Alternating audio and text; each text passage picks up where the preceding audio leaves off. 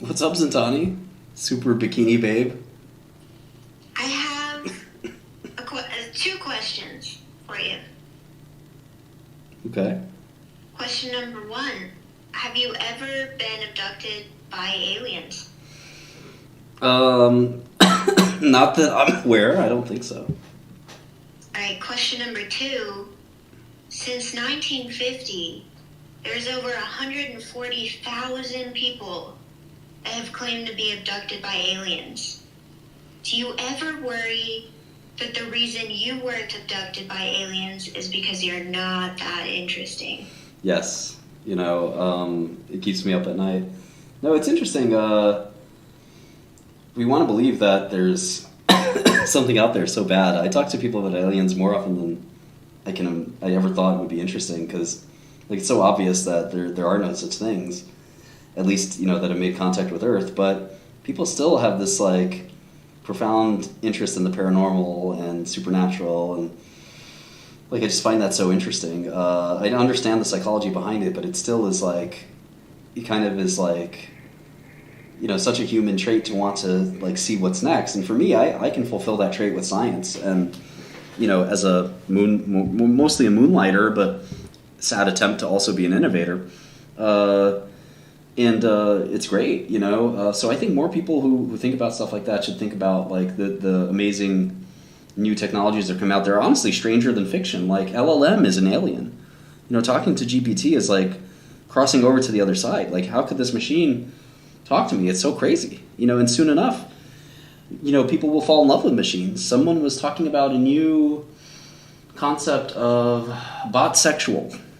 So they would be just attracted to machines. And I think that's going to happen. I think that it's probably already happening with Replica, and that there will be people who identify as bot sexual. And it almost sounds like bisexual if you say it too fast. That people with bot sexuality are going to fall in love with machines, be with machines and AIs that grow this kind of, brain, and or something close enough, and that, we've all seen the movie Her and things like that. I do think that that's what's going to happen. So I feel that your response is a big cope for the fact that you're not cool enough to be abducted by aliens, so you're changing the subject to robots because it hurts. And I get it. It hurts me too. I wish I was cool enough to get abducted by aliens, but they don't want me. I bet you that one of these or some of these, I call them, people call them e-girls, which is very disparaging. But some of these folks on the internet are actual LLMs or aliens from the future or something like that. So abducted is that's an extreme form of psyop. But there's people that I always wonder, I sometimes wonder about you. Are you a bot? Are you a real person? You think I'm a bot? Why do you think I'm a bot? It's possible. What characteristics do I display that are bot-like? I mean, bots can be perfect, right? That's the thing about great bots is You think I'm perfect? No, but the point is there's no way to tell. Maybe you don't even. Why do you keep talking about bots? Just face the fact that you're not cool enough. You're not cool enough. You're not interesting enough to get abducted by aliens. That's my point. Fine. Deal with it. I'm dealing with it. I accept. But prove you're not a bot. This has become the flirt space. Prove you're not a bot, and I'll concede. I wish I was a bot. What's up, anybody else? Yeah, Martin. So there's this in this idea around people saying LLMs are going to become AGIs. There's this idea I've been playing with the last few days, which is a really obvious example of this missing gap between what people are thinking about LLMs becoming super intelligent by themselves and the actual reality. So correct me if I'm wrong, but Deep Blue, which was 30 years ago, dominates all humans alive today at chess. Now, GPT-4 can play chess quite well, but nowhere near as well as Deep Blue. And so kind of the idea is LLMs, they do what humans have done before, and they can analogize new looking results out of that, but they're missing actual super intelligence and talent in that sense, right? So I'm curious to hear your interpretation. Like, there's obvious examples like chess and other games where this is the case, but does this extend to everything else that a human does? Does this extend to, like, research, for example? Does this extend to creativity? Yeah. So my book gen library is I think the most advanced open source library that attempts to write a book using GPT, and it's not very good. It's very, very far, and we've seen like the charts that OpenAI has put out themselves about like what is it good at, what is it not good at, and sometimes it's really good, and sometimes it's really not, and like something like music, which is actually like a very finite, substrate. Like, there's only so many audible frequencies, right? 440 is A, and I was playing guitar the other day, and I saw some of the frequencies in hertz. They give a very finite amount of hertz, and most humans cannot distinguish between 313 hertz and 314 hertz. It's very difficult for most.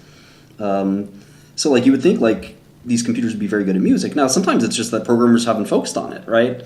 And Google has spent a lot of time focusing on how do we make machines make music better. And some of their stuff is kind of amazing. So I think all these problems eventually get solved. I think it was John McCarthy that said that, who created Lisp and was the father of AI, with the famous Dartmouth conference that he organized for the first 12 people to have a conference about AI. I want to say this in the 50s or 60s. McCarthy said that artificial intelligence is whatever computers are not good at yet. And I think like Deep Blue is a great example because nobody thought of that as like a meaningful thing. Chess is just a math problem that you can crank out the numbers to. But we're also starting to learn that maybe language is just a math problem you can crank out the numbers to. And the algorithm that works for chess, with like tree pruning and stuff like that, evaluate position and sort of create a tree and then prune a lot of the trees, and you sort of get an obvious answer as to what the best move is. Well, transformers are that for language, right? And language is thankfully a lot more general than chess, but it's not that general, right? Like I said, LLMs are very bad at music. I made this joke with Rivers Cuomo, the singer of Weezer, when I asked GPT to teach me how to play the solo to one of Weezer's songs. It gave me tablature, which is kind of like sheet music for guitar, and it was all wrong. It was terrible. It was not even close. It's a solo that has those really high notes on a guitar that are like typical of a electric guitar solo. And it gave me these notes at the middle of the fretboard. I immediately knew, okay, this is way wrong. That's just not the sound that would come out correctly. So, we have tools, the right tool for the right data, and LLMs clearly, can't do music. They can't, they're going to struggle at things like that, and maybe that'll change. OpenAI says they have a multimodal, tool coming up. Now, I'm not saying that computers can't do music. Of course they can.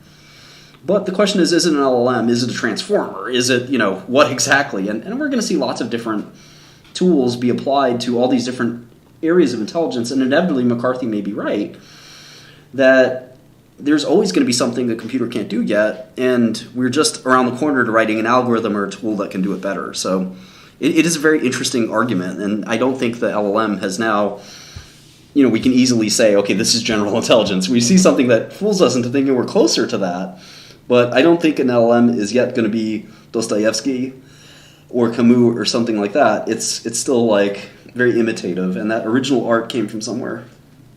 Yeah. Speaking of LLMs that can't do stuff yet, my Chinese LLM can't count to 10 because once I get to 7, 8, 9, the number sequence 8 and 9 refers to the 1989 Tiananmen Square protest and massacre. Right. Yeah, I've heard that. The reason that AI gets confused is because I can't remember the name of it, and I'm so embarrassed. I thought it was bitones, something tones, where essentially like anytime you play a note, it's going to hit multiple different frequencies, so that can confuse the AI. But that's like right around the corner, I'm sure.